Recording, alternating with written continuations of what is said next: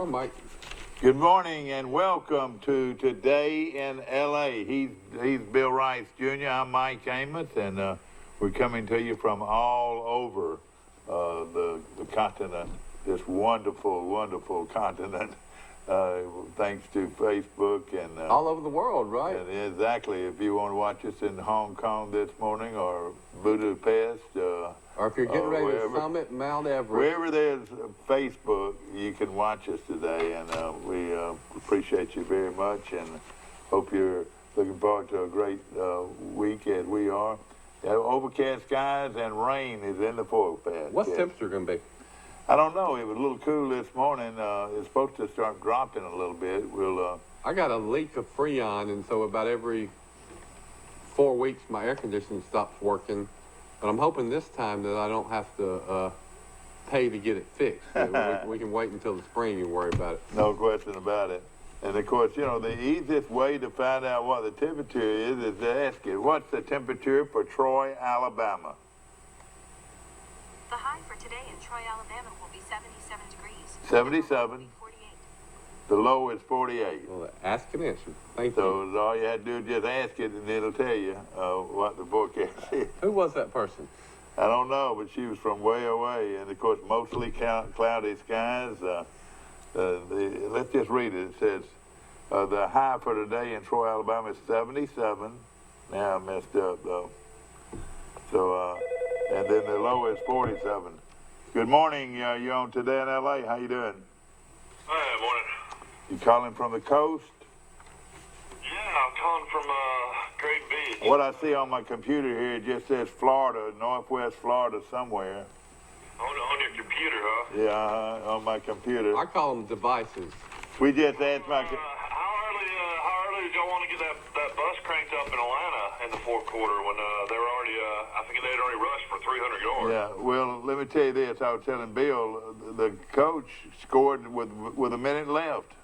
I mean, they were still trying to score with a minute left. They had the game won, and they... he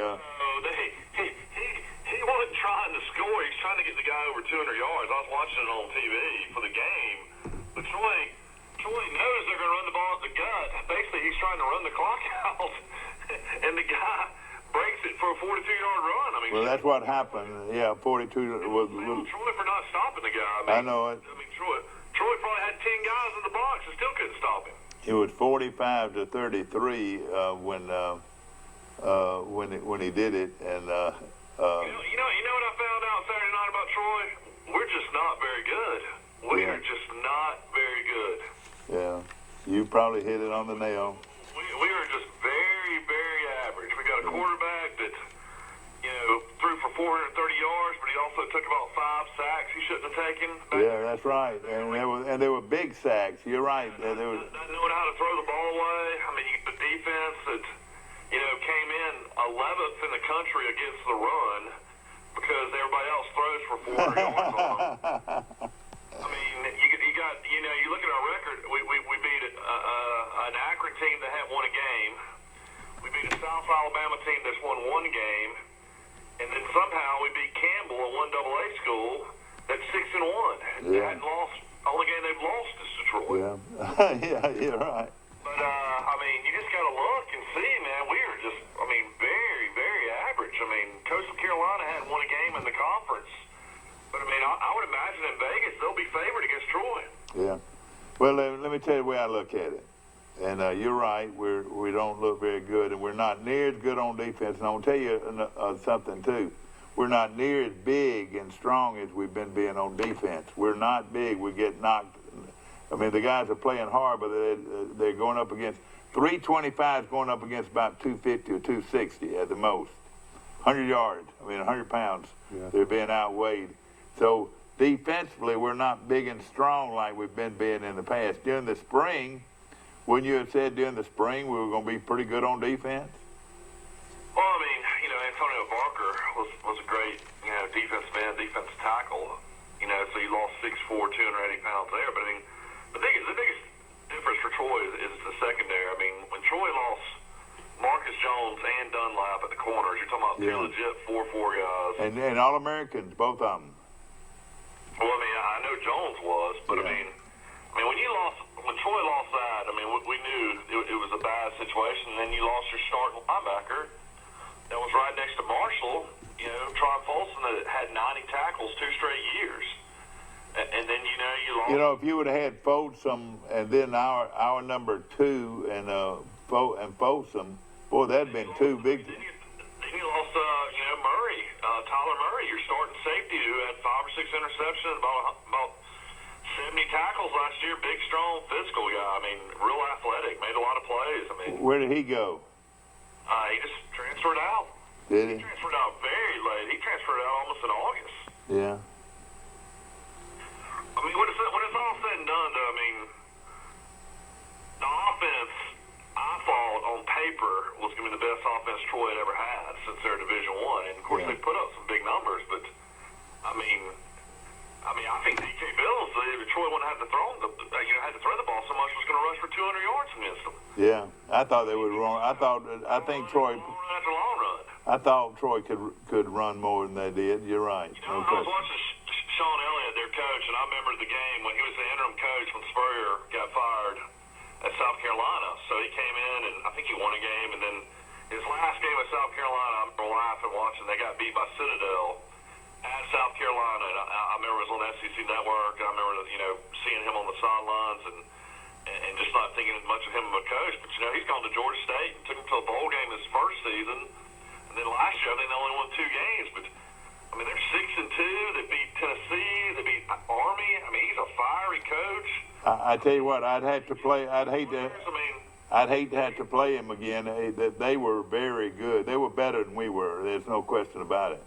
I mean, you got that Atlanta recruiting market. I mean, it looked like there was maybe 10,000 people at the game, unfortunately, though. It looked like there was no crowd. We had about as many as they did, but it's a beautiful facility. You know, that's where they had the Olympics. You know, you went. I was there. I was there working during the Olympics. I know all about and it. it is a fabulous place, and I was there for opening ceremony. probably one of the smartest moves that anybody's ever made is to buy for that university to buy that Turner Field. You know, and it was a long walk to the stadium, though. Do you think Troy could even make it to a bowl game now? I just don't know if you can get. That's what. All right. That's it. That's all right. I think it's very feasible if you can get by Coastal Carolina this weekend. But if you lose to Coastal, which is very We're possible, 3-4 right now.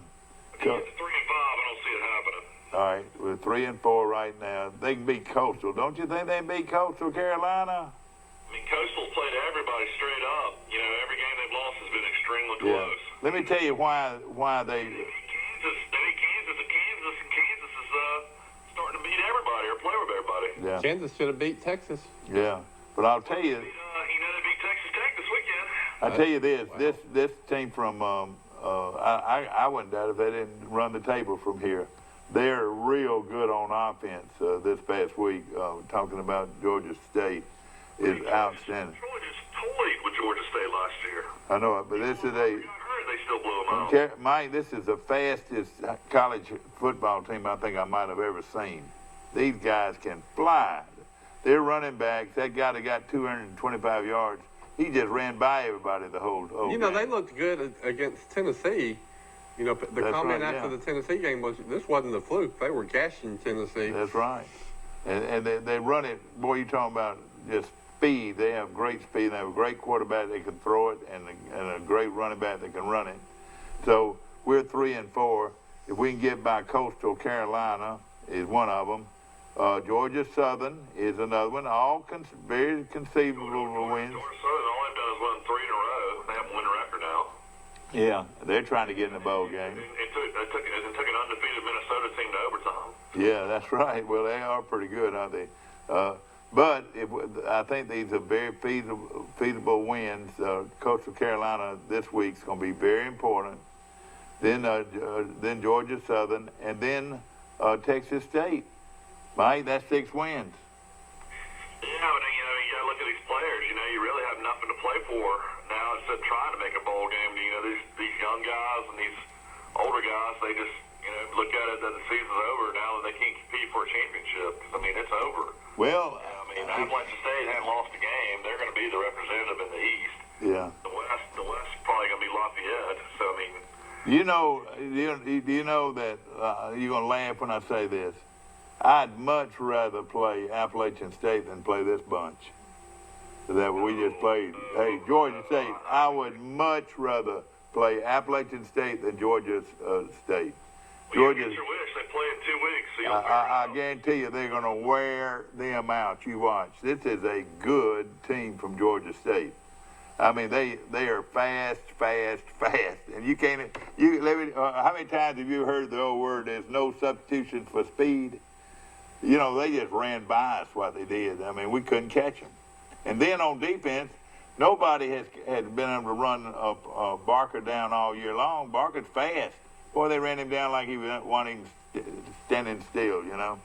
I mean, you gotta feel bad for Barker. You know, he's not 100% running. You know, 'cause he ran up and down the field on him last year until he got hurt. Oh yeah, was it his game that he got hurt? The game he got hurt was the Georgia State game. Well, let me just say this, Rice. Before he got hurt, he had over 300 yards in the first quarter. Barker did. And he was doing to them what they are now doing to us, you know. How quickly things change. Yeah, no in 1 question. year. And I'm complimenting Georgia State. I don't think anybody will beat them the rest of the year. I really don't. Well, And that includes App State. They got beat by Texas State, though, who's been one of the worst teams. I know it. But this is a team now that is, now a lot of Troy people. How does Western Michigan? You think they got as much talent as the kids out of Atlanta? I don't know. They're pretty good now. Those teams in Michigan are pretty good. But I'll tell you this: I'd rather play App State than Georgia State. So Georgia State is hitting their stride. Because App State's not going to run by you like this Georgia State team's going to do. They're going to run by you and through you and whatever. People keep on talking about our defense coordinator, and everybody's saying, "Oh, we got Jeremy Rawl 2.0. You know, this guy needs to go, blah, blah, this and that." I mean, my big question is on the defense coordinator, you know, when the title co-defense coordinator came out when he was at Jackson State, you know, when you're co-defense coordinator, that doesn't necessarily mean you call the plays. Yeah. So that's what I would be curious to learn. Like, when he was at Jackson State, did he call plays? I don't know. Or is this his first year actually calling plays? Yeah, but if I've got a question with Troy right now, it is defense, not offense. Defense. In fact, I think we should have stayed on the ground and kept the ball away from this bunch. Mm-hmm. I don't think we looked at it different. We've tried to outscore them, but we should have tried to keep them off the field. You know what I'm saying? Because we weren't going to keep them from scoring. They were that good. That's probably going to be the... You know, we're all friends with Jordan Leslie, and Jordan Leslie was defensive line coach under Big Coney. And, I mean, man, do we miss Big Coney as a defense coordinator? Well, but he's getting run on and shot at up there where he is, though, Mike. They're having to build a program up there. They're doing it all over again. I mean, this is a team in Troy that was, you know, picked second to win the league. Yeah. They're saying to me that, you know, Jordan Leslie was defense coordinator at you know, at Scuba, East Mississippi. Then, of course, he was a defense line coach at Troy. I mean, I wonder if he was even considered for the Troy defense coordinator job. I know he went, you know, to West Virginia to be a defense line coach. Yeah. Probably makes really good money up there. Making a lot more money. You know, those guys that left, 14 of them left, and that for good reason. They making a lot more money. You know, those 14. Yeah, I mean, I'm just wondering if he was even considered for the defense coordinator job. No, I doubt it. I don't know because the head coach brought in the defensive guy. You know, this was his guy. Hall had already been there. He was under Coney last year. Hall was under Coney. That's right. 1 year. That's right. You're right. You're exactly right. I'm just wondering what happened as far as how that hire happened. You know, you had two guys that could have been defense coordinators, and one went up to one stayed. Well, we got a problem on defense right now, and I don't think anybody knows any different. And we've had some injuries, and but we went up against a powder keg. I'm telling you, they were that good. And I mean, it doesn't bother me as much to lose from a team that was better than we were. They were better than we were, Mike. All right, let. Vegas had the line at 1.5.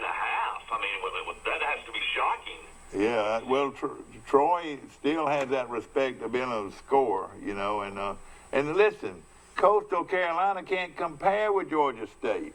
Coastal Carolina, I mean, let me tell you, The only team in this conference that can play, has a possibility of playing with this bunch right here, is Appalachian State, and I believe they'll beat Appalachian State 2 or 3 touchdowns. Good. Have they played each other? Are they going to play each other?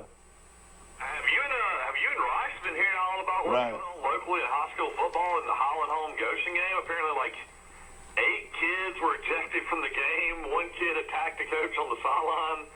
2 kids ran up and attacked the kid in the stands. Oh, no. Police had to separate both teams. This is not Goshen kids doing it, though, is it? This is not Goshen kids. Five Goshen kids were ejected. But it was one of those situations where apparently, like, kids, like, families were screaming and crying, trying to get their kids out of the stadium. Like, it almost turned into a riot situation. Was this before or after the game?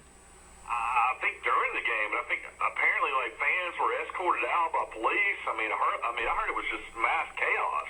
It was Goshen against Highland Home. Who was the people that were making all the fuss? I mean, apparently it was Goshen had 5 ejected. Oh, me. So, I mean, I don't know what's going on. You can read about it on the Troy Messenger, but I was reading about it on Facebook in the comments. Like, I mean, the people were writing were like, they were scared at the stadium. You know, people were fearing for their safety. Gosh. Dan Smith's article about Valley, about Charles Henderson, and, you know, by the way, Valley pulls away and wins 41-20, and Charles Henderson also had 4 players ejected from the Again. game due to personal fouls and throwing punches or something like that. I mean, what is going on in high school football? I don't know. I was hoping that Charles Henderson finally got the message. A lot of people say that they're the most penalized team in high school football. But hopefully. All I hear about Charles Henderson is personal fouls, you know, guys, you know, doing things the wrong way. But, I mean, nothing is ever said, nothing's ever done. I mean, it's just crazy. Charles Henderson lost that ball game to Valley 41-20. You go play Baldwin County, who's a big 6A school out of Mobile, who I think has a losing record, but you know they'll probably win the game. So you're 4-5 if you lose that. Then you go to the playoffs and you lose in the first round. You're 4-6, so you'd be 3-7 last year and 4-6 this year. You know, I mean, is that the way you want your program to go? No, not really. But at the same time, Charles Henderson had been playing better. This was a very close game until the fourth quarter. They scored 2 touchdowns in the fourth quarter to beat Charles Henderson. But Charles Henderson was straight up with them for a while. But this is the same team that lost to Rehoboth, and Charles Henderson beat Rehoboth, and Rehoboth was the most surprised team I've ever seen after losing to Charles Henderson. Who won the Goshen Highland home game? Highland Home won the game. Oh, wow. But you know, that before the game, they found out they had an ineligible player, and instead of finishing the year as the area champs, and only 1 loss, they,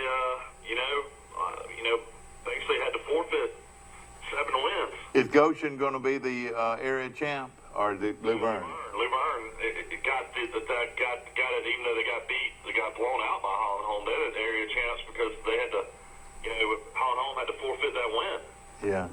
Well, it's already we've got some pairings for this for the playoffs, and we'll be able to share that with you a little bit. We also have volleyball. We need to mention that because. How about the Auburn Tigers, man? As an Auburn guy, you had to be proud. They played LSU really tough. I thought they did too, and even right there, the last, everybody said that, that everybody makes it say that LSU dominated the second half. Well, let me tell you this: Auburn, if they get an onside kick, they got a chance to win the game. That's not dominating the second half, as far as I'm concerned. How excited is the Lowry family of Troy, Alabama?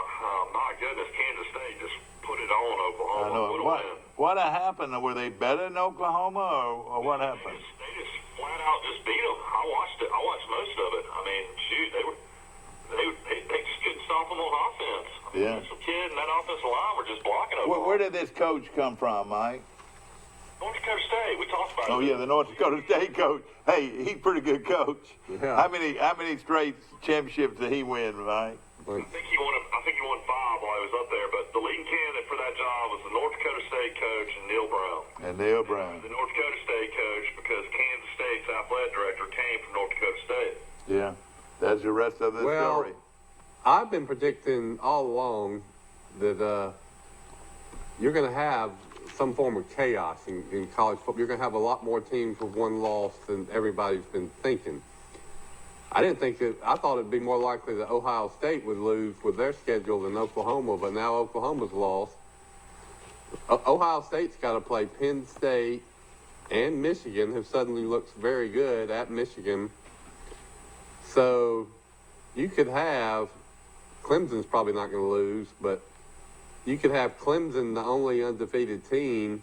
I've looked at a scenario where you could have 3 one-loss SEC teams. You know how that could happen, Mike? Alabama beats LSU, which is possible in Tuscaloosa. Alabama wins out, gets to the Atlanta. Florida beats Georgia this weekend. Florida gets to Atlanta and beats Alabama for the SEC championship. Then you've got Florida, Alabama, and LSU with one loss. If Ohio State has one loss, Oklahoma has one loss, don't all 3 of those SEC teams have a strong case of making the playoffs? Yeah. 3. Yeah. I think Oklahoma's totally out of it now. I mean, you lost on the road to a team you're 24-point favorite to beat. I don't see the Big 12 getting anybody in it now. I don't either now. Well, let me just say this. The new #1 team in the nation is LSU. And I know this is a hype thing. Of course, the Associated Press today says LSU #1 with 17 first-place votes. Alabama #2 with 21 first-place votes. Ohio State is ranked #3. Then Clemson. There's your right now. But after this ball game is over with, and let's say Alabama beats LSU, that guy is going to go out of the top 5. And you know who's coming in? Is Penn State out of nowhere is coming in. And if they can finish this thing off, do they play Ohio State? Mm-hmm. Penn State does? Next last game. All right, so that's going to break that up. So the only team right now that you know is going to be there is Clemson. Think about it. Yeah. Can you get in touch with Brent Jones and say, Brent, I know it's Troy's homecoming, but we got to move that game up to 11 o'clock. Alabama LSU's at 2:30, and probably 10,000 people will be outside the stadium, not coming in and watching homecoming against Georgia Southern. Well, you're right. It's a big game. I know. I sort of wish they'd play that game at night. I would have loved it if they would play their game at night. But how many people you think are going to stay out there and watch Alabama LSU and not come in? I don't know. We got a lot of loyal fans. Yeah, great game. Troy, Yeah. Georgia Southern. Troy, and Georgia Southern. I used to think it was going to be a great game. I don't know. Well, I guess we'll see how we do against Coastal. Now, if they beat Coastal, it's a big game because they got that. Yeah. It's a must-win to beat. Mike. All right, Mike. You and I've Mike, talked. you're bringing me You down and I've with this talked ball many times, many times. But I think you've got to realize that it's very feasible that we can win 6. That's all that should be on our mind is to go to the bowl game. Because, like I've said all the time, there's only 4 teams out there that's going to do something different than we will do if we can go to a bowl game. I mean, the bowl game is the reward for all those teams, and then those 4 teams get a second shot at making a playoff and playing for the national championship. But other than that, if we can win 6 games and go to a bowl game, we've rewarded our team no different than the guy that was 11-1 and going to the Sugar Bowl. I'll make an argument that, these teams that are in the playoffs, it's really not like a real bowl game. The real bowl game teams get to go and have fun and no curfew for a couple nights. When you're in the playoffs, it's serious business. Yeah. You don't stay out late That's at right. night and partying and then Right. you win, then you got to go and play another one. That's right. And let me tell you this, hey, listen, if the Camellia Bowl would give us an invite right now, I'd jump all over it. I'd take it right now. And, of course... We're going to hope that Johnny Williams is, still loyal and curious about Troy University because there could be some other Sunbelt teams. I know it, but there's no question in my mind that he would... They could take whoever they want to if they're 6-6. Yeah, I would. You're exactly right. And I would think that no question in my mind if Troy can win 6, they'll go to the Camellia Bowl at least, and we can have a great time. But you know what else, Montgomery, Mike? Alabama. It's good to see your team finish on a strong note too, and get better at the tail end of a season. I can think of a lot of teams. Look at Tennessee right now. It was apocalypse, Armageddon, early in the year, and now they're turning it around. The Tennessee folks could end up being you know, happy. everybody laughed at me. They laughed at me, and I took Tennessee this week. I said it would be close. I didn't say it was going to be a blowout. And you know, it's just amazing how kids react when they think they can win. You know, if they think they can win, they look out. You know. I think I picked Tennessee. I might be wrong. And You know, when it's all said and done, Tennessee beats UAB. They beat Kentucky. They beat Vandy. They're in a bowl. yeah. They can easily get to 6-6, I think now. Well, I tell you what. And how horrible is Missouri on the road? Missouri got beat by the receivers turned into quarterback, knowing he's going to run the ball. He did the same thing to Missouri that he did to Arkansas. He rushed for 210 yards. Oh man. He blows out Missouri 29-7. Isn't that something? And they're running the ball. Is that right? Yeah. Well, yeah, they're running the quarterback like Michael Vick back in the day. Yeah. Oh yeah. He looks like Michael Vick. What is he just standing back and running the daylight? Is that what he's doing? Yeah, I mean, basically they're just blocking schemes. They run him to the left, they run him to the right. I mean, they threw the ball 5 times to beat Missouri. Yeah. Well, It was a downpour. They have no confidence in Sawyer Smith. I know it exactly. Let me tell you something else about all this that's happening. You know, and don't get me wrong, Barker is the quarterback, and I thought he showed a little bit more quickness as far as speed, running the ball a little bit. But they must not have confidence in Watson unless they're just trying to redshirt him or whatever. But Gunnar Watson's not getting any respect. He's already been redshirted. All right. Well, he's not getting any respect. I'm wondering why. They feel like that they can't go with him or what? I mean, you go with, if you lose to Coastal Carolina, I think you go with Watson the rest of the year because you're going to build to the future. Yeah. Well, and even if you lose to Coastal Carolina, if you beat App State, let me tell you this about matchups. We talked about this on the show. Troy matches up better with App State than they do with Georgia State. So you know Troy's got a losing record going into App State. They're going to get destroyed. The guys aren't going to play hard. That's what you. Well, they still, if all they got to do is win 6, the coach can say, "Hey, you win 6 games, we go to the bowl game," and that's the reward that everybody's looking at. You know. I know, and I'm just saying, Troy might have lost the team. You know, I'm hearing rumors that guys just aren't playing hard. Guys don't like the coaching staff. I mean, of course, these are all rumors. You know, I mean, Chip Lindsey, I don't see him like tearing into guys on the sidelines when they make mistakes. It's just not his personality. Yeah. You know, maybe he'll get that way. Maybe he'll get fiery. Maybe he'll get to the point. Well, yes, a lot of negatives out there, and it was going on. I saw all kinds of Troy people. It's all over Facebook. Oh my God. But the thing about it, what he's doing, he's running the offense, and his offense is still quite prolific. I mean, I'll tell you right now, I think if Troy would have got the ball back, I think they'd probably scored again. Troy was scoring at will at the end of the game. I know, but I mean, it's one of those type things. You got to be involved in everything when you're a head coach. You got to get these other guys fired up to coach and get these guys. Yeah.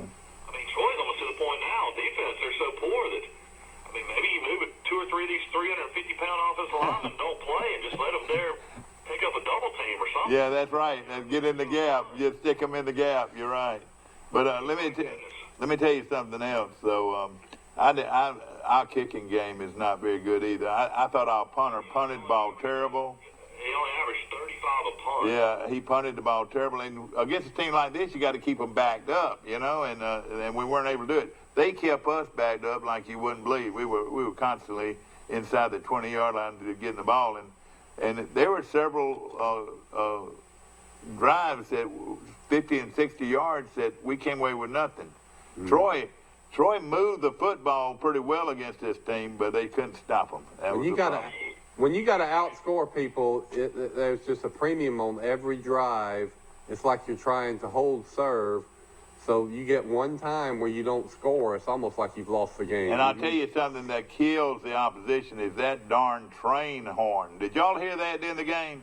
Yeah, Barry McKnight has come out and has complained about it. Yeah, it was driving everybody nuts. I'm talking about the loudest noise you've ever heard in your life, and it was happening all the time. It was driving us nuts. You know, it said, doggone, somebody shoot that guy that's cranking, that's blowing that horn. What did Barry McKnight say? You don't want to shoot the guy, but you want to tell him. No, I'm playing about that, but Figuratively. he was driving us nuts, I'll tell you that. Wow, wow. What do you think about the lights and? Who's in Japan? Tiger Woods, Sammy Snead. He wins the tournament overnight in Japan. He now has 82 career PGA wins. Breaking news on Troy Cable. Well, I'll tell you, I'll tell you this right now that he's one of the all-time great athletes to ever live. I mean, to do what he's been able to do. There's so many people against him, don't want to see him do good, and then there's people that are for him. But I tell you what. You hated him for years. That's right. Well, let me just say, well, you know what? I have gained a lot of respect for him. Because let me tell you, I didn't like the way he used to use profanity. I didn't either, Mike. I mean, he used the F word. I mean, like you wouldn't believe it on national television. But you're exactly right. He's cut that back, I think. I have a lot more respect for him for coming back like he has, and I think he's learned a lesson. And I think he's one of the greatest competitors that athletics in America has ever seen. No doubt about that. I'm glad to hear you. I didn't like him as much as everybody, but for the reason you said, the profanity and the slamming the club. And was always, blaming something else. The caddy bullying the gallery and telling people to shut up. It turned me off and went opposite of what golf's supposed to be about, which is being a gentleman and civility. You're either a Mickelson guy or a Woods guy. That's what it came down to. I think I'm a the- huge golf fan, but also Mickelson guy. I think the model is Jack Nicklaus and Tom Watson and Arnold Palmer, where when you hit a bad shot, you just say, "Oh, Jack." Yeah. And Tiger was a different breed. And then I'm going to say it on the air. I think for a period of about 8 to 10 years, he was using steroids. Now it's probably legal that he could do it. But we don't know that for sure now. We sure don't know that for I sure. say this is my opinion. And, Yeah. There's a lot of people that have come out and said that, Dad. There's a lot of people that think that he used steroids, and that's why he's got all the back and knee issues. Yeah. And he has the temper issues. He prematurely bald, and he's got the injuries. He went from 150 pounds to 200 pounds, looking like an NFL safety. An NFL safety. You're right. He denies it, but who was the cyclist, Lance Armstrong, that denied it for 15 years? Yeah. And Well, but we don't know that. We sure don't want to. but I'm just saying that's why I was not as big as Tiger fan is. I mean, there's plenty of sports shows that have said that. Yeah, let me just say this. He was 66, he was 64, 64, 66, and 67. And he was 19 under. That's pretty good job, isn't it? Yeah, I mean, 4 rounds, he had to lead throughout. And, Now, having said that, I will say that in the last 2 or 3 years, it seems to be a different Tiger on the course. I haven't heard him let loose with these profanities.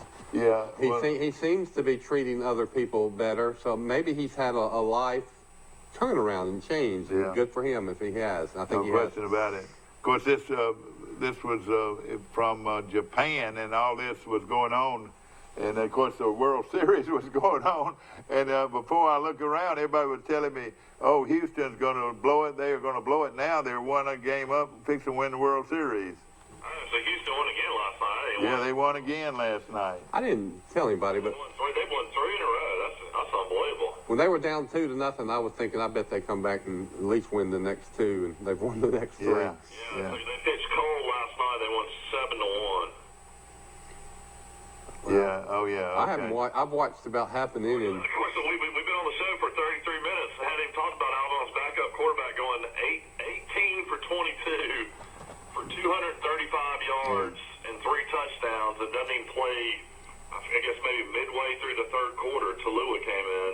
How did young Tallulah look? Is he going to be a star? It's not bad. I mean, he had one pick one pass that should have definitely been an interception for a touchdown, but he was 6 for 8 for about 58 yards. Did you know I was at our game and I wasn't keeping up, but Alabama scored 42 points in the first half. They only scored 7 points in the second half. Isn't that right? Mm-hmm. Yeah, well, Alabama had a chance down at the very end, and Saban went for it on 4th down instead of kicking a chip shot field goal from about the 5-yard line. But still, that was Arkansas helped Alabama several times. 49 to They 7. were awful. Arkansas is about as bad as you can get. Could Troy beat Arkansas, Mike? What? Could Troy beat Arkansas? I don't know. Troy can beat anybody right now. As a team, I'd want to go up against anybody right now. I mean, I'd say this, Arkansas, I mean, if that guy's the coach next year, I'm going to be shocked. He's never won a game in the SEC and probably won't win one this year. I mean, they've just got to start all over again. Guess who the backup quarterback is at Arkansas? I saw that came that. in I and did saw so that. well. Tell us. Hey, I bet he'll be the quarterback from here on out, don't you think? Look You pretty, talking Stephen Jones? Yeah, Jerry Jones' grandson is. Hey, if politics can get involved in a quarterback position, don't you think this is a good indicator? but he looked pretty good. Yeah. But the Exactly. I thought they had two quarterbacks that were rotating, but I didn't see the other one, the SMU transfer. And then they bring in this Jones kid. I said, wonder why they're playing him. Now you know the next rest of day the I story, read don't that you? it's Jones, the owner of the Cowboys' grandson, who was at the game in the private booth. Yeah. And also at that game. Alabama easily could have scored 70 points. I mean, Yeah. it was just so pathetic. I mean, the difference in those teams.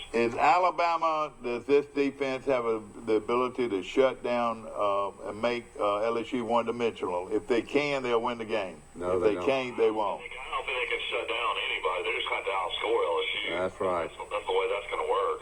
So you don't think their defense can shut them down? It basically comes down if Alabama can hold them out, 3 possessions. If they can, make them punt 3 times, I think Alabama will outscore them and win the game. But if LSU, Who gets the turnovers? If Alabama can pick up, they've lately been picking off several passes, so if they could get an interception or two.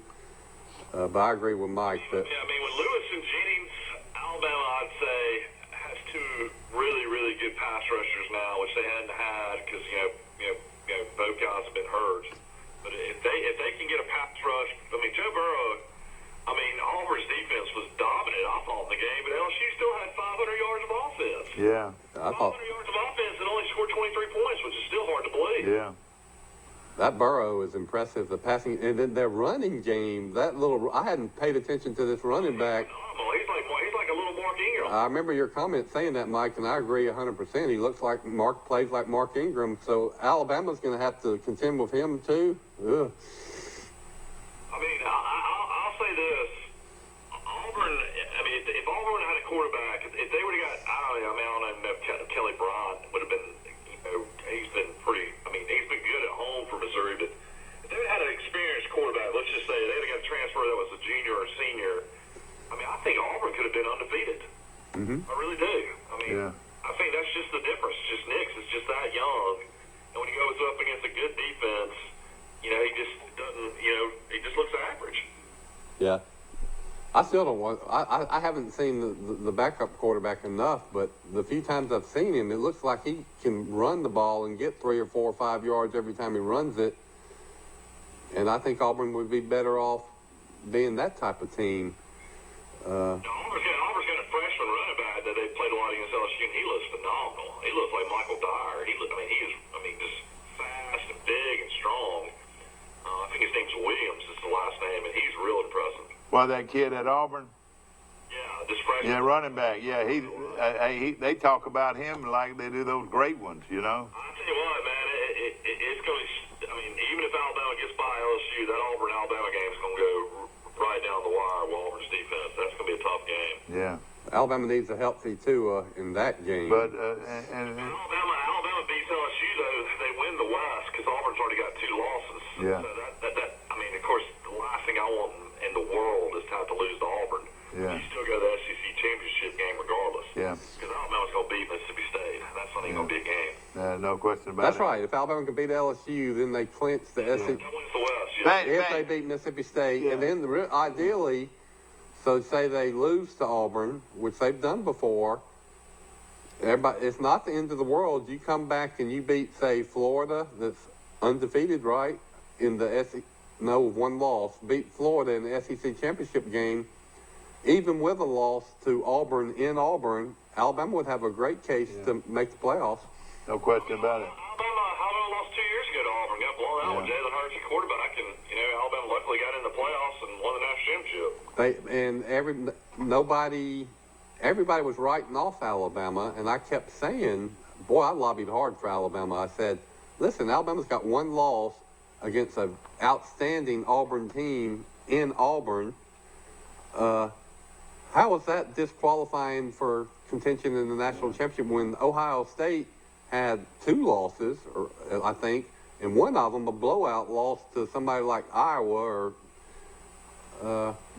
and luckily the playoff committee picked Alabama, and you think of all that Alabama went on, won the national championship. Tua stays at Alabama.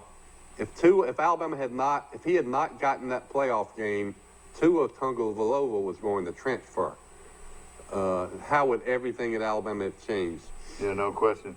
Talking about Jones this past weekend, the quarterback at Alabama. Do you think he could win at a big time level? I mean, do you think he could win big games?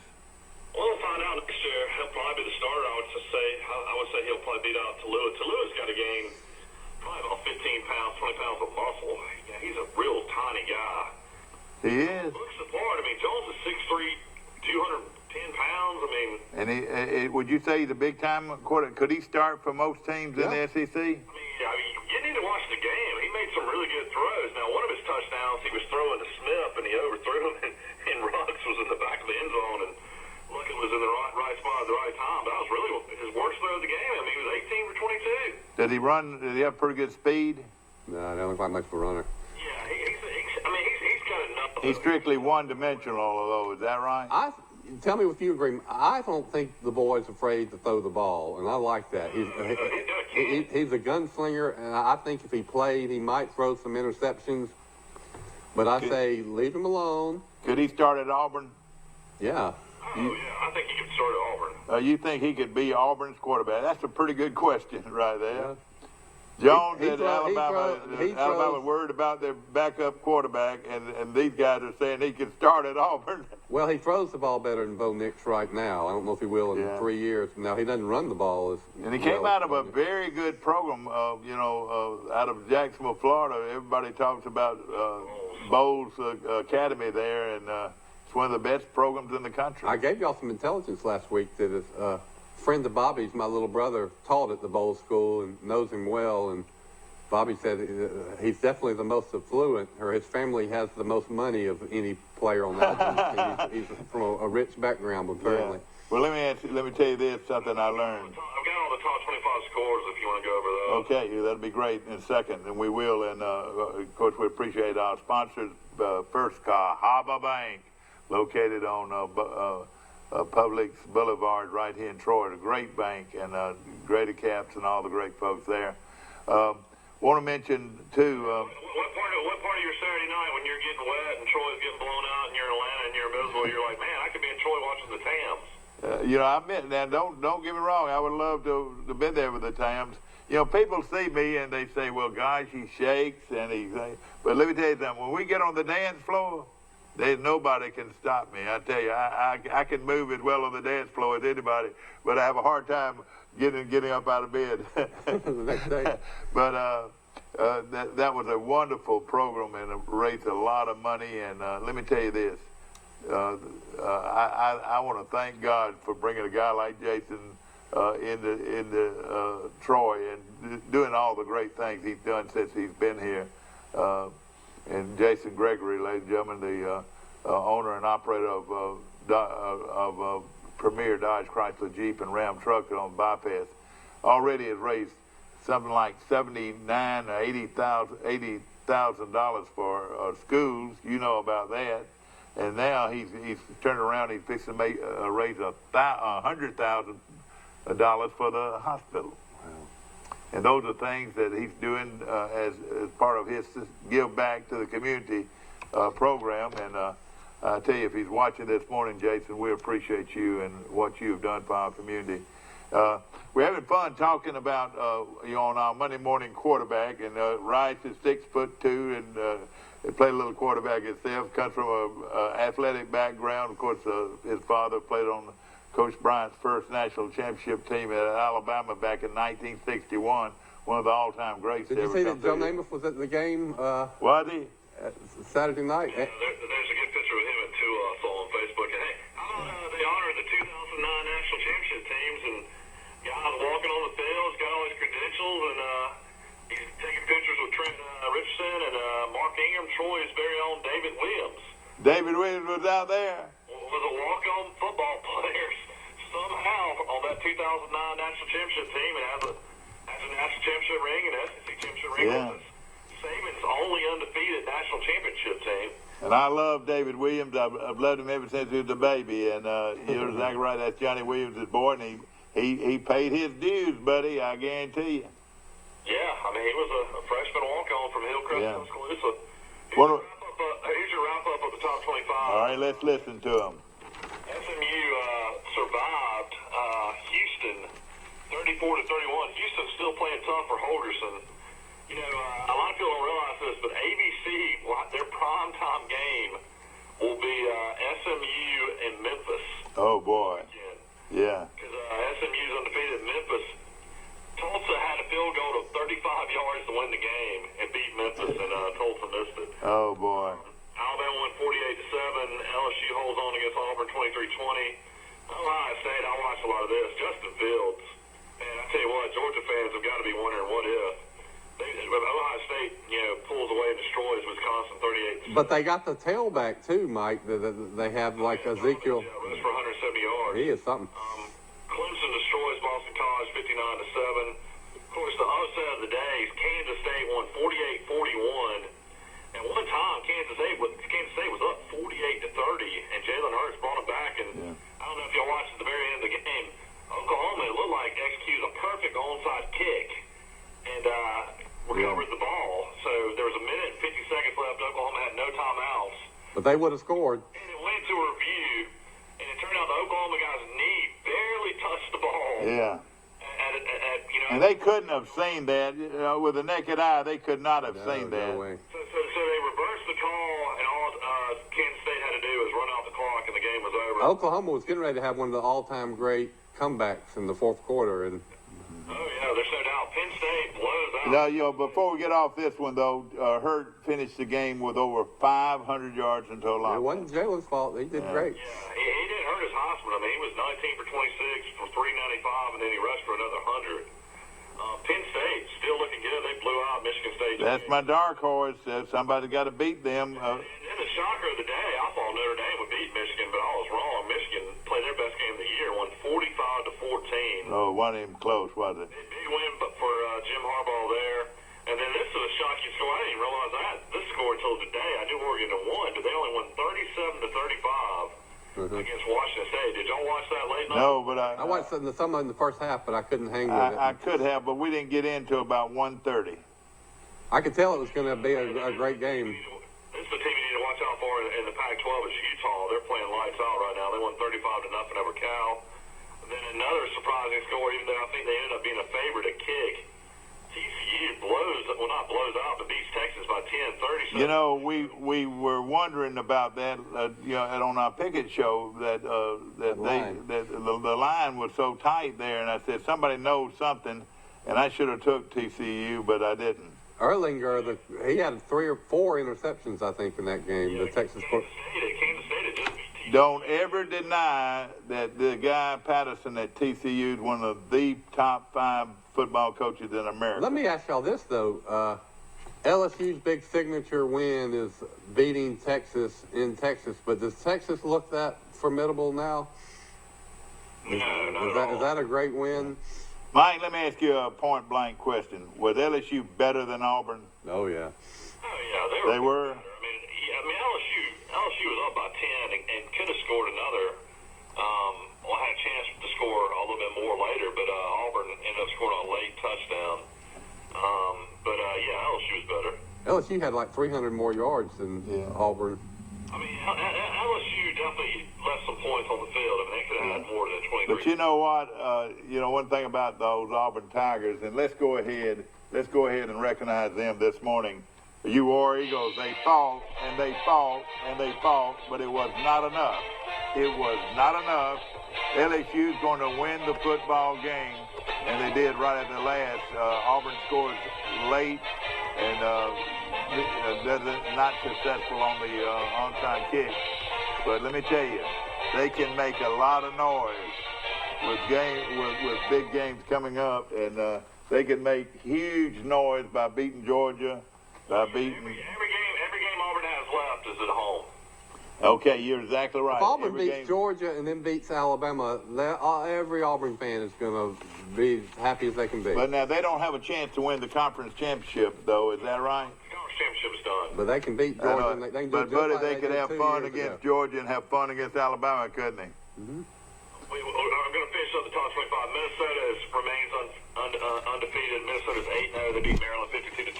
Iowa beat Northwest. Northwestern's awful, 20-0.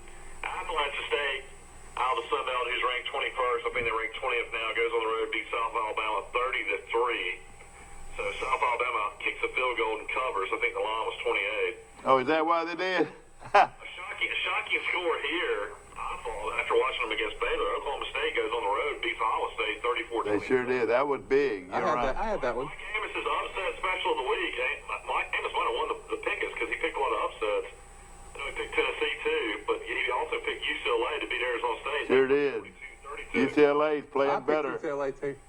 You know, they got that offensive guru from Oregon and from the Philadelphia Eagles, and everybody's wondering why they weren't winning, but now they're starting to turn the corner. It's how you play at the end of the year that everybody's going to remember. That's right. Okay, go ahead, Mike. Yeah, that's your top. That was good.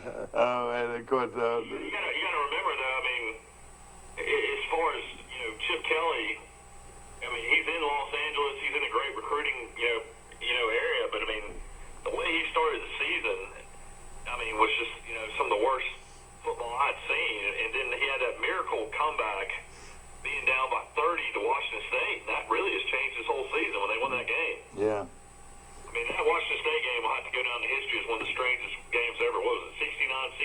69-67 in regulation. I was sound asleep. I heard about it. Well, ladies and gentlemen, if you have just woken up, LSU is number 1 in the coaches poll. The AP, and Alabama's in the coaches poll number 1. And man, this thing though is starting. Clemson, we know is going to be there. They don't play anybody. We know that's the only team though we know is going to be there. Don't you agree? Well, South Carolina, who the heck knows that Clemson plays South Carolina in South Carolina. I can't say I could picture South Carolina upsetting Clemson. I mean, about a 8% chance maybe. Well, that was Kansas State probably had about an 8% chance to beat Oklahoma. And Ohio State. Now, who can beat Ohio State? Can Penn State beat Ohio State? Yeah, maybe. Michigan at Michigan can I'd beat almost go ahead and put Ohio State in there. Have you looked at Ohio State? We talked about it last week. Their wins and how bad they are beating people. They're averaging I think they're beating everybody by over 35 points a game. It's unbelievable. That's right. But Michigan is playing much better, and they're overdue to beat Ohio State. Yeah, that's right. That's going to be a big one. At Michigan, I would say don't count out Michigan. I actually like Michigan in that game. Ooh, I don't know. I don't think anybody can beat Ohio. When do they play? Last game of regular season. Last Same when game of Alabama and regular Auburn play. I think it's at Ohio State too. No, it's at Michigan. I've looked at it. Oh, is it?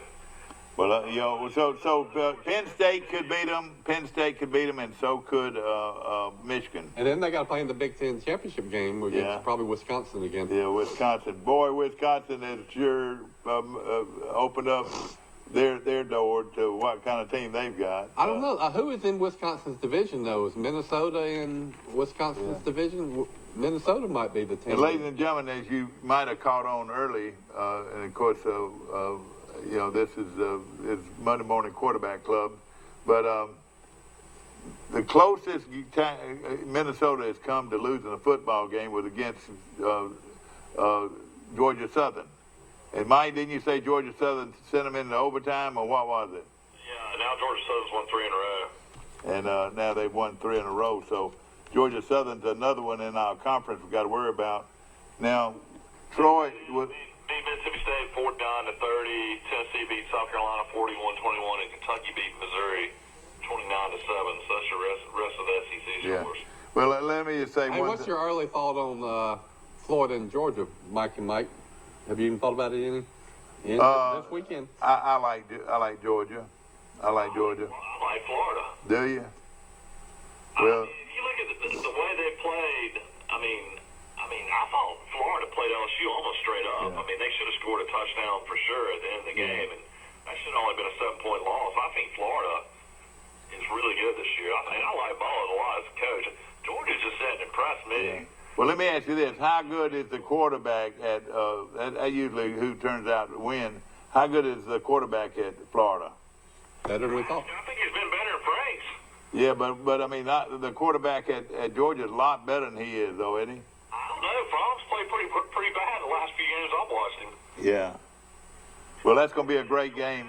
Georgia has no receivers. I mean, all their receivers are young freshmen, and they're having a hard time getting open. I mean, they're basically just having to rely on the running game. And then Georgia's offensive coordinator, left last year and is at Tennessee, Chaney, and this new guy is extremely slow play caller. I mean, they basically snapped the ball with about 5 seconds left. There's no hurry up in Georgia at all. Yeah. Okay, back to Troy.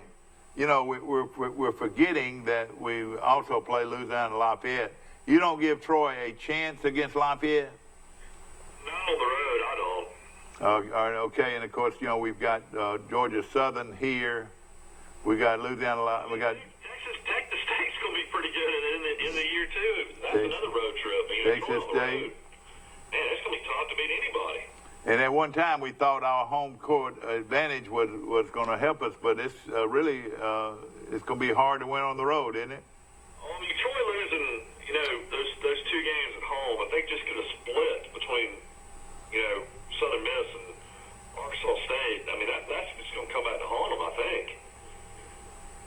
Well, all right, so we're looking at Lafayette, we're looking at App State, we're looking at Georgia Southern, we're looking at Coastal Carolina. Those are 4 more teams, and then Texas State. Texas State. We got a lot of football left. It's going to be fun, and I think that this Troy team can turn it around. I was reading some excerpts from the game. They interviewed Coach Barker, or Coach Barker, Caleb Barker, and bless his heart, he had a banner night. I know this, he threw for 2 touchdowns, but he had 2 long plays, Mike, that were stopped inside the 5-yard line that later on they ran it in for a score, but they just show him with 2 touchdown passes, but he really had set up 2 more. We've been saying all year, where's Eford been? He's the greatest deep threat Troy's had for 2 or 3 years. Has he been hurt? Well, he did. 20 yards receiving in that game.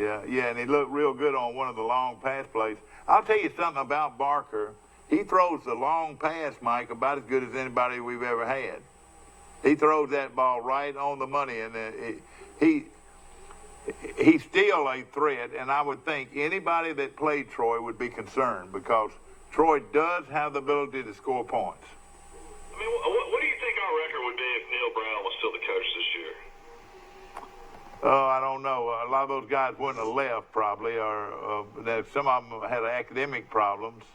How many? Say you lost the 2 guys to academics and Neil Brown was the head coach. I mean, don't you think instead of being 3 and 4 right now, we'd be at least probably 5 and 2? Yeah. You know who we missed maybe more than Neil Brown? We missed our defensive coordinator. Big Conan. All right. How good would we have been with we'd had Big Conan? I don't know. But let me just say this. Big Conan as the head coach? No, as a defensive coordinator. But let me just say this: 579 yards in total yards for Georgia State.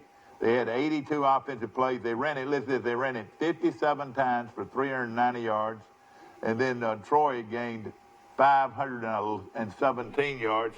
Isn't that tough to lose a ball game and you gain 517 yards? We once gained 740 against Tennessee and lost. And Troy had only 69 plays with 23 rushing attempts for 96 yards. So they ran the ball only 26 times.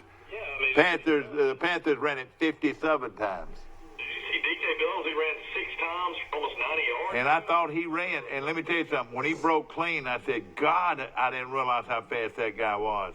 Boy, Billingsley's got great speed, Mike. I mean, my biggest concern though is I feel like on on defense, like, you got to bring in like a consultant or something. I mean, there's got to be somebody that can come down there and look at what you're doing and try to give you some more ideas or give you some kind of advice. I mean, I don't know who it'd be. You know, Brother Oliver lives at Lake Martin. Hey, brother, don't get me wrong, brother is a good football coach, but I think a lot of it has passed his way. Johnny Williams is, you know, a great defensive mind. Yeah, I mean, Yeah. Paul was a defense coordinator. He lives in Auburn. I mean, Let me tell you what, Johnny. somebody needs to come talk to this young guy and try to figure out a way of doing things a little differently because we got to change something. Well, let me tell you what you can't be. You can't be afraid to blitz. You can't be afraid to blitz and put pressure on the quarterback, and that's what we're not doing. We're not blitzing much at all. Yeah, what do you got to lose? But, you know, that's the way things go, and of course... Troy gets the interception on a deflection, and that was a good play by the kid out of Slocum, Jarvis Hayes. Got a pick, and then Troy, you know, on the next series, deflects the ball, and of course, when the linebacker, you know, hit the ball up in the air, it just, you know, goes perfectly in the air to the tight end. He runs it in for a 40-yard touchdown. Yeah, that was a fluke there. You're right. But, I mean, I don't know, man. It's rough to watch. I was watching on ESPN Plus, and they had Matt Stewart, the former Auburn great offensive lineman that played 15 years in the pros. Wayne Gandy was doing color, and it was really pretty well done. Yeah. Podcast on ESPN Plus. Of course, I was having to go TV to TV because Alabama was on at the same time too. They had to be impressed with Georgia State, and who did Georgia State play? Can you get up? Let us know who they play for the rest of the year. Yeah, they play App State. They get an off week, and then they play App State. Where at? I'll have to look it up. But what I'm saying, I wouldn't doubt if Georgia Southern didn't run the table from Georgia here on. State, you mean? Georgia State. They've already played Georgia Southern, haven't they? I don't know if they play Georgia Southern yet or not. But if you can get I would like to know that because I've got a feeling that this Georgia State team's going to run the table and are going to play for the championship. Sorry. Their next game's on the road against La Monroe. All right, La Monroe. They'll beat La Monroe. And then after that, they go back home on the 16th. They play App State in Atlanta. In Atlanta, whoa, that's going to be a good one. And then they play, unfortunately, Steve Campbell in South Alabama after that. Yeah. And then they finish up the season with their robbery game. Georgia State travels to Georgia Southern. Then to Georgia Southern. You know, those are good football teams. All of them. Lafayette's a good team. Appalachian State's good. Georgia Southern is good. Georgia State's already bowl eligible. They're 6-2. Georgia Southern is or Georgia State? Georgia State's 6-2. Yeah. Well, I'll tell you this: they're a good football team, and a lot of people are going to see it more and more as we go down the run. You think they'll ever have a fan base over there? It's so sad. They got such good teams, and nobody goes to the game. Actually, they could beat Georgia Tech this year, couldn't they? And they've got it. Oh yeah, they beat the heck out of Georgia Tech In Atlanta. Yeah, this team could play with a lot of folks. I'll tell you this: their marching band is huge. It's really, you know, they've got all the ingredients to have a great program if the fans would come out and stay. But it was rainy too. It was rainy, whole damn deal. But they got five. It didn't look like really heavy rain though. Was it just like a misty rain? No, it wasn't a heavy rain. You're right. And during the game, it was very little rain. To tell you the truth, the Panthers gained 579 yards, and we told you Troy gained 517 yards. That doesn't really matter, but the Troy came in as the 11th ranked rushing defense in the country, averaging 156 yards a game on the ground, and they gave up 390 yards to Georgia State. So Mike pegged why we were ranked number 11 in the country because why run the ball when you could throw it for 400 yards? We're going to take a short break. It's 8 o'clock. Where are your children? Are they getting ready for school? I'm sure they are. We'll be back. Trojan Auto Parts of Troy, home of Napa Know-How. Stop by and see owners Mike and Melissa Kilcrease and their Napa Know-How team with over 100 years of combined experience. We're the only locally owned parts store in Pike County, and we're fully stocked and ready to serve you. We pride ourselves on being your go-to parts store, not only for the simple items, but we specialize in those hard-to-find items as well. Trojan Auto Parts, the right part at the right price at the right time. Napa, a name you've trusted here in Troy since 1945. Was it Ed Charles Simpson, can you hear? Yeah, everything's fine. I got that phone's coming through, and I got to figure out why. So what, people got arrested at Charles Anderson for something? Yeah, what did it, I don't know if it happened. Bring me a cup too, Rice. Steve, you know, I don't see you wearing shorts much. You got shorts on today, man. What's the occasion? I got to play in that golf tournament today. What tournament is it? For Relay for Life. Oh, okay, out of the country club? Yeah. Well, that'll be fun. It's cold down here today. How cold is it in Troy? Well, it's cool. But Steve's got shorts on. Yeah, I might have been a mistake. Thank you. Rice Jr. Hey, we're live. Hey, everybody. Bagdog Show. Of course, this is laid back television at its very best. And of course, you know, we go out to a 12 county area on Troy Cable Channel 2. And we're so glad we have you on board this morning. And then, as we love to tell you, right here on Facebook, you can be seen and heard across the country, across the world on Facebook. So we're awfully proud and couldn't do it without Steve Camp. He does a super job of putting this together. And of course, we had a lot to talk about this morning. On Friday, I enjoyed visiting with Mike. I'm going to write a story about his career calling all of these Charles Henderson football games for almost 35 years, I think. He told some great stories about how that started. Yeah. And then broadcasting the Charles Henderson football games really led to broadcasting every event in Pike County that people wanted to have covered. So look, I'm a freelance writer, and so I'm going to, in the next week or two, write this story, and I hope the Messenger will publish it. Back to the vet now, but back to... Of course, what was Troy Cable's slogan out there? Where Pike County watches itself? Yeah, but where Pike County watches itself, that's when Bogey was running it, and boy, what a great job he did for Bogey Freeman as we got started. But I bet, I'd like to know how many times I would say that I would say back to Veterans Stadium in Troy, Alabama. You know, But then think of all the stadiums you have been in, and you said y'all would just set up in the visitors' bleachers. Yeah, it was so much easier. The reason He felt like there was more energy over there, I guess, because everybody over there would want to fight us by the end of the game. Yeah. You see, I'm an excitable guy. You know, when we're doing the broadcast, and I'd much rather be able to talk loud if I had to. These other places, they want you to almost pay to get in there to get a decent place in the press box. Only a few places. Carroll of Ozark was an easy place to go because they had a big. Everybody was on top of the building, and they had plenty of room there. But most of the schools did not have proper place for the visiting team. We went to Utah one night. My wife still talks about it. We had just started dating. Yeah. And Dad and I are calling the Charles Anderson football game, and it was the year Charles Anderson was dominant. You know, went to the state championship, and of course Charles Anderson had a lot of big plays in the game, and the referees were horrible over there, calling a lot of bad calls. So we were definitely opinionated, and Charles Anderson was losing early and started taking the lead late, and you know, big play after big play. Of course, Dad gets really excited. We get really excited.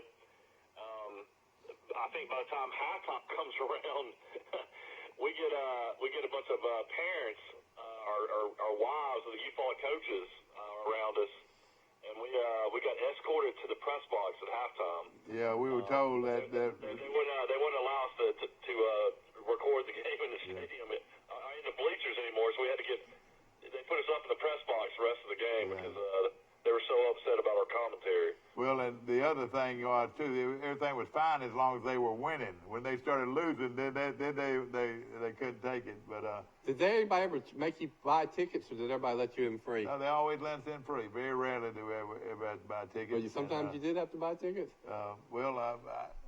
You know, we could have easily. We just walked on in. Yeah. That's it. Dad did a game of Booker T. Washington one night. Charles Henderson won. Corey Dennis, Urban Meyer's son-in-law, played a phenomenal game, and Dad and I sat on the Booker T's home side, and we're surrounded by fans the whole game, and they're some of the nicest fans in the world. But their band almost killed us, though. You know how loud their band was and all that. It was fun. It was laid back. It wasn't the most professional thing done, but I think as far as calling the game, we always gave the other team credit for what they were doing. We never did down blast. Now, I was listening to them this week. I was listening to the commentary Saturday morning. Of course, you know, those games come on every Saturday morning at 9 o'clock. And, you know, you can't be too negative with young kids. That's something I've never made a kid look bad. You know, I never, you know, even though it was evident that he's not having a good game, I've always gave that kid respect, regardless. Well, they're and, 15, 16, 17 years old. Yeah. And there are a lot of people listening and watching this, and it's no way to you shouldn't downgrade a kid, you know, because the other team's so good. You know, a lot of times it's not just that kid, it's that team you're playing against that's very good. So you got to give everybody the proper amount of respect, and I felt like we always did that, you know, on Troy Cable, and we did it for 35 years. Charles Henderson had so many up and down seasons too. When you call the games, I mean, they had some really decent teams, and then they had some really bad teams. I mean, it was just, you know, kind of all over the map. Mm-hmm. And you know, they still talk, and of course I run into people that for over 35 years that I've either interviewed or whatever, and I have thoroughly enjoyed being a part of the football scene here for 35 years. Not only did you do the games, you went to all the picture days and introduced every player that's probably put on some shoulder pads in Pike County. We are Elba. We are and outside Elba. of Pike County, And that was the more legendary thing. I still have people tell me about coming up and saying, how much do you weigh? How much? Yeah, what you bench? We got away from that a little bit. I know your mom and daddy. Those are the interviews. They ought to do a highlight of the interviews he did. I think if there's one thing that I do well is because I knew not only I know the player, but I knew his father and his grandfather. What I'm saying, being around Troy for all those years, those 35 years, I was able to reflect the father-son relationship too. You know. And don't you interview some of the players and you go, oh my goodness! I mean, you see somebody that looks like they could play in the SEC or the NFL. Many times when I see that, I said, let's see this. Let's start at your feet and go up. See, that's where a football player is supposed to look, right there. I remember the first time I saw Cornelius Griffin when he was in the high school. He is pretty. I said, that guy's going to be in the NFL one day, and he was in the NFL one day. And one of the funny things that happened over the years, I was doing a game, I was interviewing them. It might have been Goshen. I can't remember exactly where it was, but, you know, we would go interrupt their practices. And, you know, it got to be, you know, everybody knew that we'd be coming and all that. And I was interviewing a guy, and I said, boy, I tell you what, Coach, that guy is a good-looking football player. And then the coach turned around and said, well, he looks like Tarzan, but he plays like James. He looks like Tarzan, but he plays like James. You have some of that too. Yeah, when you write that article, you need to mention that his kids graduated Charles Henderson in 1994. He did the games 25 years after that. Yeah, well, and of course we started in '84, right after they won the state championship, and with Fulgerson, Coach Fulgerson was their coach. Oh, that went down. that went down. But then, of course, you know, we had J. Jeff Code, and of course, I tell you what, a guy that's not yet near the credit that he deserves is our guy from Escambia County, Mike. You found him. I mean, shoot, he's won almost 300 games. And let me tell you, one of the great people of all time. If you only knew some of the things he did. He's one of the classiest people I've ever been around. He was here, I want to say he was here for 15 years or something. 16 years. Yeah, 16 I don't think years. he ever had a losing record as a coach. Yeah. He just never says a bad thing about anybody. I never heard him use a cuss word. That's right. Good football coach. You know, he's a Methodist, and of course, you Methodists, you know exactly what we're talking about. The walk to Emmaus.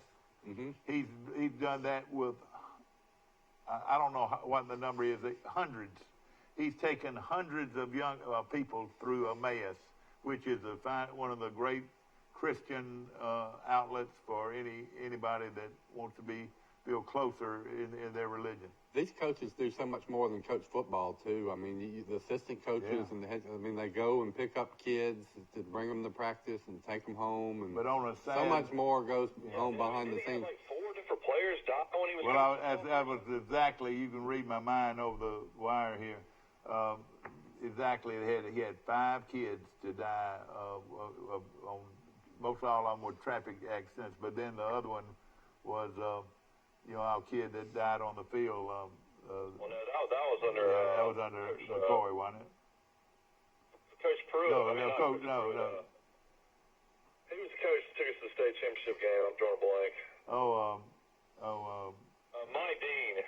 Was it Mike Dean's team that did that? It was McCoy's first year when Skrull Harris passed away on the field. But I know that Coach, I had something like 5 kids to die in accidents. What I'm saying, he had some hard things to go through. But if I'd had a choice of any coach that I've ever coached here in that situation, I would want it to be him, because he was such a great Christian man and loved his players like very few people. And there's kids that you probably could have dismissed from the team for any reason, and they don't want to do it because they know that being part of a team helps these kids and improves their chances in life. Let me tell you another thing that I'd like to make very, very perfectly clear. I was never, ever asked to step down as the voice of the Charles Simpson Trojans. Never, ever. Steve Camp has been so loyal to me, I could have probably done it 10 more years, but I enjoyed doing it, but I wanted to be in the best shape, and I felt like these other 2 young guys are going to do a great job, and they love Troy, and I would have never let it go. And Steve will tell you right now, I was the guy that made the decision on when I was going to quit, and I did when I wanted to. And but at the same time, I wanted to make sure they were real Trojans, and I'm talking about real Trojans doing the games every week. And Steve, I know, felt the same way I did. So again, it was all of my doings to step down as being the voice of the Charles Simpson High School Trojans on television, and I thoroughly, thoroughly enjoyed it, and I hope that I provided a lot of fun and something that will, a family can look back on for years and years to come. Touchdown Trojans, I used to get as excited as anybody about a touchdown, and then at the same time, if the other team did something good, I always wanted to make sure that his parents knew what he did too. Mm-hmm. So it was just a way to express yourself.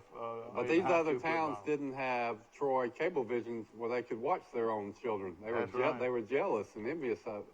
And I asked you this question in our interview. I said the most important thing you can ever put in this article is he did it for free. Well, he told me not to mention that. It's my way to give back, Mike. It was my way to give back. People for some reason think he's been paid to do this over the years. Not only was he not paid, he lost a lot of money in gas and. Well, listen. But you know what? Every bit of it meant everything to me, and they let me do it. And there was something in life that I always wanted to do play-by-play, and they let me do it for as long as I wanted to do it. And let me tell you something, I love Dick Freeman, and I love this whole cable network. They have been so good to me. Now, I'm not going anywhere on my show. Now, I want to make that perfectly clear. I know I'm not the best in the world, but as far as I'm concerned, they're going to let me do it until I'm ready to let it go. And hopefully I'll be the guy that makes that decision, as far as Troy Cable. Well, keep doing this. Today in L.A. It's getting me up every morning early. And of course, if you weren't the Trojan that I know you are, you wouldn't be up here either. I guarantee you. Well, I want people that love Troy on this program. I want everybody to think about it. I asked you the question. I said, name me what other town and cable company that was doing the same thing that Troy Cable was, broadcasting all these ball games and meet the players. And I don't know if there's a more open. Best Davy in Tuscaloosa called games, and Troy call games. Other than that, I don't really know too many But others. were they doing it in 1984, you think? I don't know if they were or not. I know Vestavia had been doing it for a long time. They called all their games, but Troy Cable's got to be right up there for us when it started. And the reason we did the interviews is to let everybody know who's participating, who is sacrificing. These kids, these high school kids that are out in 100-degree weather so that they can provide great entertainment to us on Friday nights when football season starts. And I wanted everybody to know who was out there and was paying the price to provide us with great entertainment. And that goes for the cheerleaders and the band and anything good for their school. I'm all for it and was always for it. Will always. Well, you know, be we didn't for talk it. about that, but yeah, you always introduce the cheerleaders. Oh, all the time, yeah. At Always least do one that. point in the game. Interview the marching band. Yeah, and there's nobody. Let me tell you this. You know, I played a little ball, and I wasn't bad at it. But let me tell you what I should have been was a cheerleader. I would have been a great mic man at Auburn or Alabama as far as. See, I love that rah George rah W. part. Bush was a cheerleader in college. And to this day, like at Georgia State this weekend, we are. When I got there, we are, and you could hear it all over the place. We are Troy. You would be the guy at Florida that would lead the 2-bits cheer. You know. Yeah, that's right. 2 bits, 4 bits, 6 bits, $1. All for the Trojans. Stand up and holla. Yay. Didn't Harry Baker and Yeah, exactly. That's what they did for many years. And then they would do one for the opponent. 2 bits, 4 bits, 6 bits, $1. All for the opponent. Lay down and holler and waller.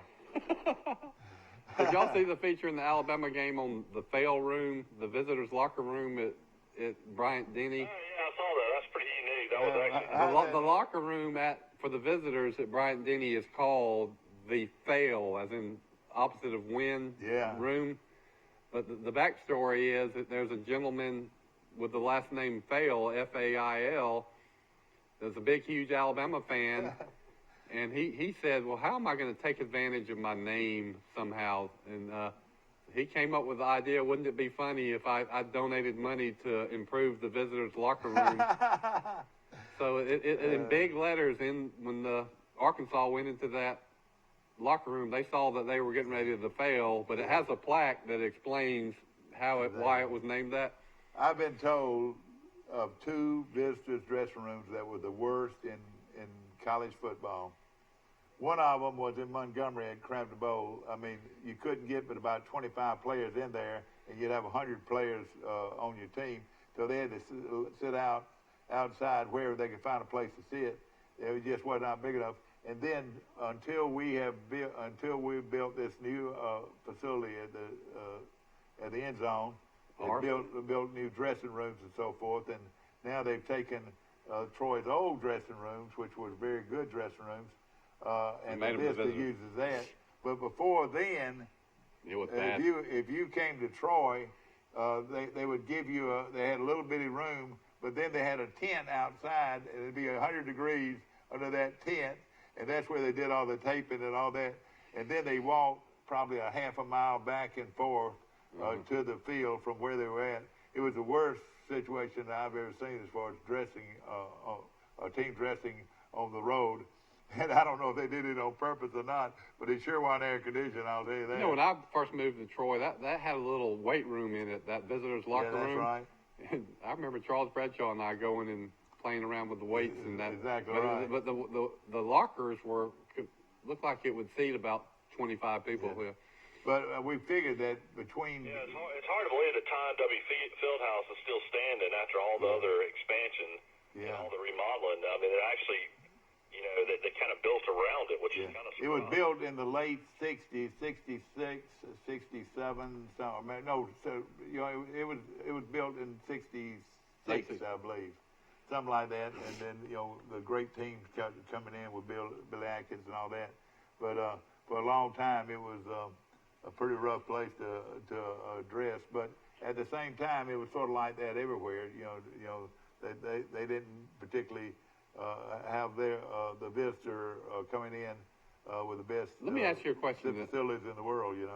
That 68 team that won the NAIA National Championship had a ton of transfers, didn't it? Oh, a bunch of transfers. What made me think about that is SMU's undefeated and in the top 15. And I read somewhere that they have 23 transfers. I heard it was 30. Yeah, they said on ESPN the other night, I was watching the game, 31. 31 out of 85. Yeah. Well, transfers. Yeah, transfers. I read 23. Is that what Chip Lindsey's going to have to do next year? Because Troy's graduating a lot of seniors. He needs to get 31 transfers. But my point is, it looks to me that Troy might have established its athletic tradition by going the transfer route with Billy Atkins. I want to tell you. How many transfers would you have said were on that team? Oh, most every one of them. Dad was on the team. They brought in all these transfers. Yeah. There were 8. There were 8 people that played with me that were able that were asked to come. And I was there during the spring, and I practiced all the way through the spring, tore my hamstring up, but I wasn't one of the 8 that they picked. But they only picked 8 players to come back. Rest of them there could walk on, but without scholarship, So I was part of that. So they weighed 180 pounds and not very fast, The bet lines are out for the SEC this week. You got Texas San Antonio at A&M. A&M's 38-point favorite. The big one, the cocktail party. Georgia's an early 4.5-point favorite over Florida. Mississippi State will travel to Arkansas. Mississippi State's playing awful, but they're a 7-point favorite at Arkansas. Ole Miss at Auburn. Ole Miss had an off week to get ready. 19. What do you think about that line? I tell you, I don't know. Auburn defense will shut them down, so I like Auburn there. And then big respect for UAB. They'll travel to Tennessee, only 11-point underdog. And that's going to be a tough one. Tennessee better be ready there, but I tell you. A couple weeks ago, you would have thought that would have been about a pick 'em. Exactly. And then Vandy will go to South Carolina. South Carolina's 14-point favorite. Yeah. Vandy's playing with a high right now. You don't be surprised there. Is I actually kind of think UAB Tennessee line is going to come down from 11. I think that'll be under 10 for the kick. Well, UAB's playing real good football right now. Tennessee looks pretty dang good to me now. They play hard, tackle hard. The question mark's their quarterbacks. If they can find a quarterback and throw the ball. Everybody needs a quarterback, I'll tell you. I'll tell you what, though. I mean, if he scores on that quarterback sneak, or they, find a way to score, that's 28-20 in the fourth quarter against Alabama. Mm-hmm. Oh, yeah. You mean against Tennessee? Yeah. Yeah. I mean, that 35-13 line, finish, that definitely wasn't, if you watch the game, the score, it could have been a one-score game in the fourth quarter, yeah. Of course, we got a lot more to talk about tomorrow right here on this show. Of course, this show will be taped today, and you'll see it again at 1:30. It's our Monday morning quarterback, and of course, you are throwing the ball well today, son. Mike, you did a great job. Why don't y'all go to the press conference finally tomorrow? I've been asking for this all year. Yeah, I'll try to do it. I'll try to do that if they're, and ask a few questions. Bill's a journalist too. Y'all can ask more questions and what did you think about the game? So and so did this. You gotta ask a little bit more questions so we can figure out what's going on with the program. Again, there's 5 games left, and let me just say this: if we win 4 of them, we're gonna go to a bowl game just like we wanted to at the first of the year. And let me just say this: a bowl game is a bowl game.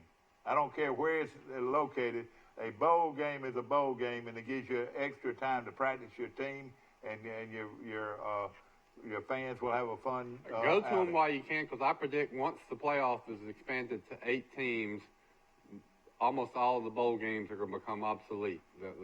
That'll kill the bowls. Well, let me tell you who owns the bowls. It's ESPN. As long as ESPN's out there, there'll be bowl games. I guess if they can sell advertising. But schools can lose money going to bowl games. You got to buy some. So at some point you're going to get invitations to teams, and they're going to say no, we're not going. We're not going to lose this money. And a lot of it comes down to gambling too. There's so many people that love to gamble in sports, especially college football. That's why you have the bowl games. Like you want to have more and more and more. Yeah. Well, it's great. I like it the way it is. If it'll just stay there, and I don't think the bowls are going anywhere. Troy's never played in the Camellia Bowl, so it would be time to play in it, I guess. And Montgomery does a great job of putting on a bowl game. They really do. All right, we're over. And I hope hope that everybody enjoys our show today, and we'll see you bright and early in the morning for Today in LA. Have a good one.